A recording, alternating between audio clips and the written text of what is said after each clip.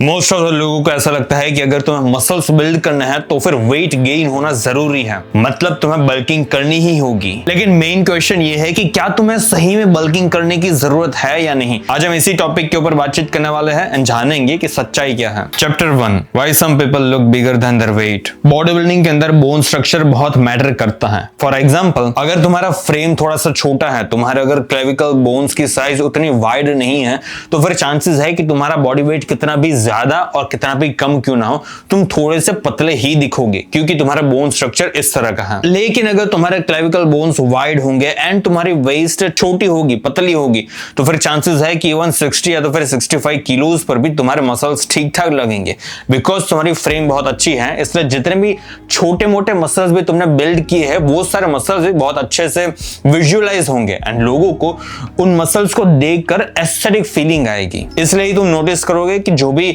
बड़े बड़े fitness influencers होते हैं, उनका जो बोन स्ट्रक्चर होता है वो बहुत अच्छा होता है। इवन दो उनका जो बॉडी वेट है वो थोड़ा सा कम होता है, लेकिन फिर भी अगर तुम उसकी फिजिक देखोगे रील या तो फिर फोटोज पर, तो फिर तुम्हें कभी भी ऐसा फील नहीं होगा कि उसकी साइज असल में छोटी होगी, क्योंकि जब भी तुम्हारा बोन स्ट्रक्चर बहुत अच्छा होता है, अच्छे से वेल स्ट्रक्चर्ड होता है, तो फिर इवन थोड़े मसल्स भी तुम्हारी फ्रेम पर ज्यादा दिखेंगे। दूसरी चीज बॉडी फैट परसेंटेज है। अगर तुम्हारा बॉडी फैट परसेंटेज अराउंड 12 से 10 के बीच में है, 10 to 12 है, तो फिर चांसेस है कि इवन थोड़े मसल्स भी तुम्हारी फ्रेम पर थोड़ी ज्यादा अच्छे दिखेंगे, बिकॉज तुम्हारा बॉडी फैट परसेंटेज कम है। इसलिए जितने भी छोटे मोटे मसल्स भी तुम्हारे फ्रेम पर हैं, वो सारे मसल्स प्रॉपर्ली विजिबल होंगे। थोड़ी सी वेन्स दिखेगी, थोड़े से कट्स दिखेंगे। जब तुम एक्सरसाइजेस परफॉर्म करोगे तो फिर स्ट्रेशंस दिखेगी। इन सारी चीजों की वजह से तुम्हारी फ्रेम एंड तुम्हारा मसल मास अच्छा खासा दिखेगा। वो एक तरह का इल्यूजन हो गया, लेकिन इल्यूजन हो या तो फिर रियलिटी हो, उससे कुछ खास फर्क नहीं पड़ता। फर्क इससे पड़ता है कि क्या तुम ह्यूज दिखते हो या नहीं दिखते। अब तुम्हारा बॉडी फैट परसेंटेज अगर थोड़ा सा कम होगा तो फिर हाँ, तुम थोड़े से ह्यूज देखोगे, at least T shirt and shirt के बिना। लेकिन अगर तुम्हारा मसल मास भी ठीक ठाक है, थोड़ा सा कम है एंड तुम्हारा बॉडी फैट परसेंटेज ज्यादा है, 15 से ज्यादा है, तो फिर चांसेस है कि तुम्हारे शरीर पर जितना भी मसल है वो भी इतने अच्छे से निखर कर दिखेगा नहीं। इसलिए अगर तुम्हें अच्छे से अपने फिजिक को दिखाना हो, रिप्रेजेंट करना हो, तो फिर बॉडी फैट परसेंटेज थोड़ा सा कम रखना। बहुत ज्यादा बल्किंग करने की जरूरत नहीं है। अगर करोगे तो फिर चांसेस है कि तुम्हारी बॉडी उतनी अच्छी लगेगी नहीं। इवन अगर ज्यादा मसल्स होंगे फिर भी तुम ह्यूज नहीं दिखोगे। इसलिए थोड़ा लो बॉडी फैट परसेंटेज अगर तुम मेंटेन करोगे फैट को, तो फिर चांसेस है कि तुम्हारे मसल्स ज्यादा दिखेंगे। इसलिए याद रखना, बड़ा दिखने के लिए ज्यादा वेट होना जरूरी नहीं है। अगर तुम सही में सीरियस हो बॉडी बिल्डिंग को लेकर, ज्यादा से ज्यादा मसल्स पुट ऑन करने को लेकर मेरी तरह, तो फिर तुम्हें वेलकोर के क्रिएटिन को एक बार चेकआउट करना होगा, क्योंकि मसल्स बिल्ड करने के लिए चांसेस है कि कभी ना कभी तुम्हें स्ट्रेंथ के ऊपर भी फोकस करना होगा। रेगुलर बेसिस पर तुम्हें प्रोग्रेसिव ओवरलोड करना होगा। उस चीज के अंदर क्रिएटिन तुम्हारी अच्छी खासी मदद कर सकता है, क्योंकि इसकी वजह से तुम्हें थोड़ा ज्यादा एनर्जेटिक फील होगा, तुम्हारी स्ट्रेंथ थोड़ी ज्यादा इंक्रीज हो जाएगी एंड तुम्हारे मसल्स भी ज्यादा फुलर नजर आएंगे। जब तुम शीशे में देखकर पोजिंग करोगे तो फिर तुम्हारे शोल्डर्स थोड़ी ज्यादा राउंडर दिखेंगे। इसकी वजह से तुम्हें मोटिवेटेड फील होगा। मोटिवेशन एंड डिसिप्लिन साथ में रख के चलना ज्यादा जरूरी है। सिर्फ डिसिप्लिन के बेसिस पर चलने की कोई जरूरत नहीं है। अगर तुम शीशे में देखकर अपने आप के ऊपर प्राउड फील कर सकते हो सिर्फ इस क्रिएटिन की एक स्कूप को लेकर, तो फिर क्यों ना इसे लेना शुरू कर दो।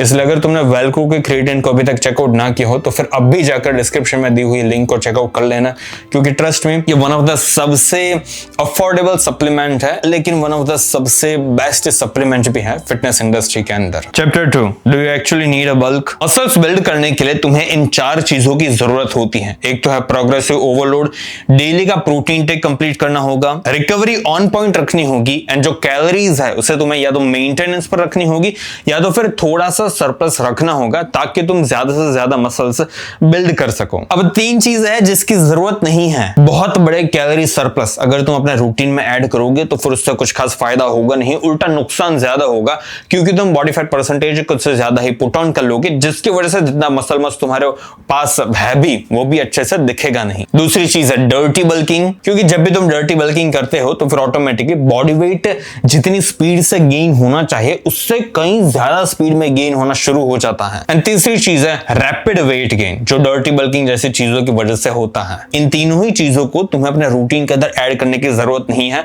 एंड इस तरह की लाइफस्टाइल भी फॉलो मत करना जिसके अंदर ये तीनों चीजें हो। इसलिए याद रखना, तुम्हें अगर मसल्स बिल्ड करना है तो फिर वो तुम छोटे सरप्लस में भी बिल्ड कर सकते हो, मेंटेनेंस पर भी बिल्ड कर सकते हो, लेकिन थोड़ा ज्यादा मुश्किल हो जाएगा। इसलिए मैं रेकमेंड करूंगा कि थोड़ा सा सरप्लस अपने रूटीन के अंदर ऐड करना, लाइक 100 to 150 कैलोरीज या तो फिर 200 कैलोरीज का सरप्लस भी तुम अपने रूटीन में ऐड कर सकते हो। एंड तीसरी चीज है, तुम थोड़े से डेफिसिट के अंदर भी मसल्स बिल्ड कर पाओगे, लेकिन इसके लिए तुम्हें एक बिगिनर होने चाहिए जिम के अंदर। इसलिए बॉडी रिकम्पोजिशन पॉसिबल तो है लेकिन सभी लोगों के लिए नहीं। एंड हाँ, अगर तुम बहुत सीरियस हो, बहुत अच्छे से अपने फूड को, अपने प्रोटीन को एंड अपने वर्कआउट को ट्रैक करते हो, तो फिर अगर तुम एक एडवांस लिफ्टर भी हो तो भी चांसेस है कि तुम शायद थोड़े से मसल्स बिल्ड कर पाओगे कैलोरी डेफिसिट में भी। इसलिए याद रखना, तुम्हें बहुत बड़े सरप्लस एंड बहुत ज्यादा वेट गेन करने की कोई जरूरत नहीं है मसल्स बिल्ड करने के लिए। Chapter 3, the problem with traditional bulking. Bulking का जो ट्रेडिशनल मतलब है वो ये है कि कैलोरीज इंक्रीज करनी है, वेट, फैट एंड मसल्स, ये चारों ही चीजें इंक्रीज करनी है ताकि एक अच्छी बल्किंग हो सके जिसकी वजह से ज्यादा मसल्स तुम पुट ऑन कर सको। अब इसमें दिक्कत यह है कि लोग कुछ ज्यादा ही फैट पुट ऑन कर लेते हैं, डर्टी बल्किंग करना शुरू कर देता है जिसकी वजह से हेल्थ अच्छी होने की जगह पर बिगड़ जाती है। मेंटल स्ट्रेस ज्यादा आने लगता है बिकॉज अब तुम्हारी जो बॉडी इमेज होगी, जब तुम शीशे में देखोगे अपने आप को तो फिर तुम्हें उतनी अच्छी फीलिंग आएगी नहीं, क्योंकि इतनी मेहनत कर रहे हो एंड उसके रिजल्ट्स क्या है, तुम मोटे दिखोगे। सो अगर तुम ट्रैक नहीं कर रहे हो अपनी कैलोरीज को तो फिर स्केल बढ़ेगी, तुम्हारा वेट इंक्रीज होगा, फैट इंक्रीज होगा, लेकिन उसके साथ साथ जो मसल्स की क्लैरिटी होगी, मसल्स जिस तरह से दिखने चाहिए वैसे दिखेंगे नहीं। एंड जब तुम कटिंग करना शुरू करोगे तो फिर तुम्हें कुछ ज्यादा ही मेहनत करनी होगी, क्योंकि जब बल्किंग करने का समय था तब तुमने अच्छे से ट्रैक नहीं किया था जिसकी वजह से बहुत ज्यादा फैट पुट ऑन कर लिया था तुमने। अब जब कटिंग करने की बारी आए तो फिर तुम्हें बहुत ज्यादा वॉकिंग करनी होगी, भर भर के कार्डियो करना होगा एंड बहुत कम कैलोरीज कंज्यूम करनी होगी ताकि तुम ज्यादा से ज्यादा फैट लॉस कर सको एंड जो भी मसल्स तुमने पुट ऑन किए हैं उस बल्किंग के दौरान वो सारे मसल्स विजिबल हो सके। इसलिए कटिंग के दौरान भी तुम्हें बहुत सारी मुश्किलों को फेस करना होगा। इसलिए याद रखना, जब भी तुम बल्क करना शुरू करो तो फिर वो एक कैलकुलेटेड बल्क होना चाहिए। Chapter 4, who actually needs bulking. Competitive body builders को असल में बल्किंग की जरूरत होती है क्योंकि वो लोग इस चीज को प्रोफेशनली कर रहे होते हैं। उनका बॉडी फैट परसेंटेज उनको बहुत कम लेकर जाना पड़ता है जब भी कंपटीशन की सीजन आती है तब, एंड फिर वापस से एक हेल्दी अमाउंट का फैट पुट ऑन करना पड़ता है उन लोगों को ऑफ सीजन में ताकि वो वापस से ज्यादा मसल्स पुट ऑन कर सके। अब उन लोगों को अगर तुम ऑफ सीजन में भी देखोगे तो फिर उनका ऑफ सीजन भी तुम्हारा कटिंग का सीजन से ज्यादा अच्छा होता है, उनके एब्स दिख रहे होंगे। इवन जो नेचुरल बॉडी बिल्डर्स होते हैं उनका भी बल्क अच्छा होता है, एब्स विजिबल होते हैं, लेकिन तुम जब कट करते हो तो फिर इवन तुम्हारे कट के अंदर भी उनकी ऑफ सीजन वाली कंडीशनिंग लाना तुम्हारे लिए मुश्किल हो जाता है, क्योंकि तुम एक तरह के रेगुलर इंसान हो जिसके पास स्कूल है, कॉलेज है, जॉब है, तुम्हारे पास एक अलग जिंदगी है जिसके अंदर तुम्हें काम करना पड़ता है।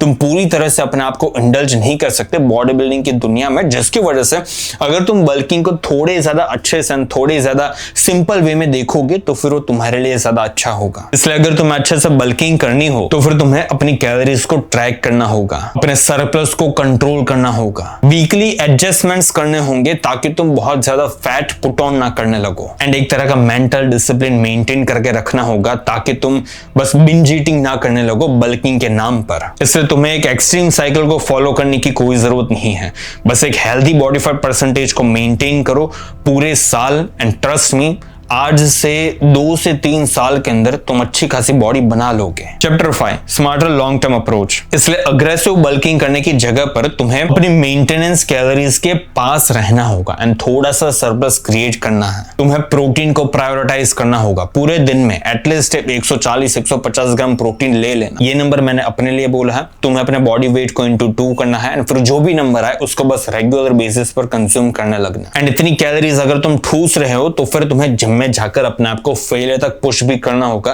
ताकि तुम ज्यादा से ज्यादा मसल्स बिल्ड कर सको, एंड तुम्हें अपना वर्कआउट को भी ट्रैक करना होगा ताकि तुम प्रोग्रेसिव ओवरलोड कर सको। एंड ये सारी ही चीजें तुम्हें थोड़ी धीरे धीरे करनी है, क्योंकि जब भी तुम बहुत जल्दी में बल्किंग को करना शुरू करोगे तो फिर चांसेस है कि तुम मोटे हो ही जाओगे। एंड अगर मान लीजिए कि अगर तुमने बल्किंग की थी जिसकी वजह से अब तुम कुछ ज्यादा ही मोटे हो गए हो, तो फिर तुम्हें बस एक चीज को करना है, धीरे धीरे वेट लॉस करना शुरू कर दो। हर हफ्ते तुम्हें बस 500 ग्राम वेट लॉस करना है। तो फिर तुम्हारा जितना भी बॉडी वेट है उसका सिर्फ 1% डिक्रीज करना है तुम्हें। कैलोरीज याद करके धीरे धीरे ही रिड्यूस करना एंड क्रैश डाइटिंग करने की कोई जरूरत नहीं है। अगर तुम डेविड गॉगिंस से वीडियोस को देखकर कुछ ज्यादा ही मोटिवेट हो जाओ तो फिर एक पूरे दिन का फास्ट मत करना। इसलिए ध्यान रखना, तुम्हें केओस को चूज करने की जरूरत नहीं है। कंटिन्यूअसली पूरे साल बल्क और कट करने की जरूरत नहीं है। थोड़ा सा healthy body fat percentage maintain करो एंड उसके आसपास ही रहो। एंड फिर जब अगर तुम चाहो तो फिर तुम पूरे साल में 3 महीने थोड़ा सा कट करके देख सकते हो कि तुम्हारी फिजिक उसमें कैसे दिखती है एंड फिर वापस से एक हेल्दी बॉडी फैट परसेंटेज पर आ जाना, जैसे कि 13 to 15 के बीच में। बल्किंग को एक इंस्ट्रूमेंट की तरह देखना जो बस एक टूल है तुम्हारी बॉडी बिल्डिंग की जर्नी के अंदर तुम्हें थोड़ी सी हेल्प करेगा।